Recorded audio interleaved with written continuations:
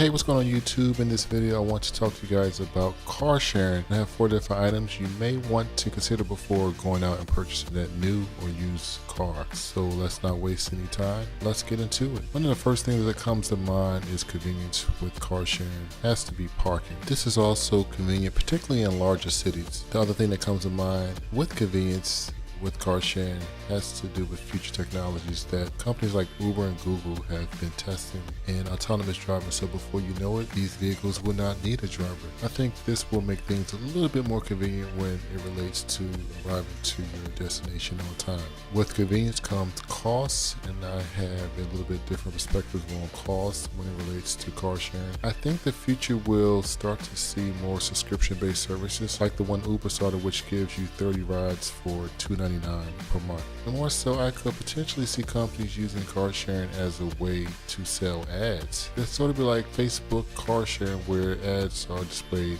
inside the car sharing vehicle, which I think could cut down on car sharing costs in the future. I'm also predicting that we could potentially see car sharing programs that are subsidized by the government. So this could help emission issues and traffic issues in congested cities that are overpopulated. One thing you should take in consideration relates to car sharing and purchasing a vehicle is maintenance for vehicles that you purchase. This is something you don't have to worry about with using car sharing, and I think it's something that we all know can cost thousands for major repairs to a vehicle. Moving on to some of the negatives with car sharing that I think we may need to take into consideration. The main negative has to definitely be safety. With doing my research on the issue, it appears that Gizmodo has reported Uber had 103 of its drivers accused of sexual assault by the passenger, which does raise some red flags. Other negatives that you have to take into consideration involves around status. I think for a lot of us out there who likes to buy fancy and flashy cars, to somewhat show off our success. So I think this is one of the negatives of car sharing. Other than showing off, other things to take in consideration, you won't be behind the wheel of the vehicle, which takes away some of the level of control. I've always viewed man as a creature that wants to have power and be in control.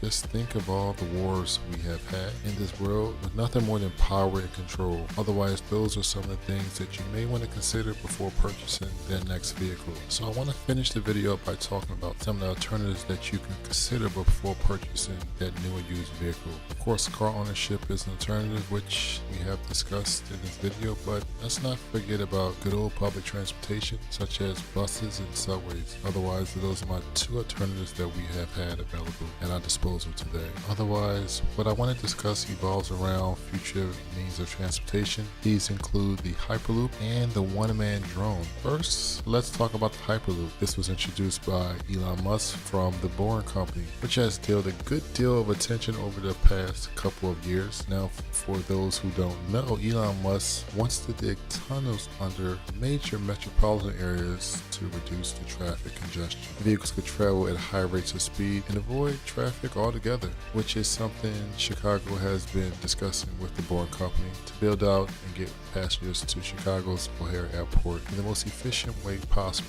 Otherwise, one other item that has been on my radar has to do with one-man drones. This technology may be a little bit more complicated since it involves approval from the Federal Aviation Association, which I'm okay with since it will ensure the technology will be safe for those who decide to invest in these drones. I think this is something that could be available to us within the next 5 years. Of course, I think we'll first see Amazon initiate drone deliveries, but otherwise, once we get the safety concerns out the way, one-man drones will be a common means of transportation, and cars will someday be our secondary means of transportation. So what do you guys think? Will you be purchasing a car in the future? Look at other means to get around town. Leave the comments below, and I will catch you guys in the next one.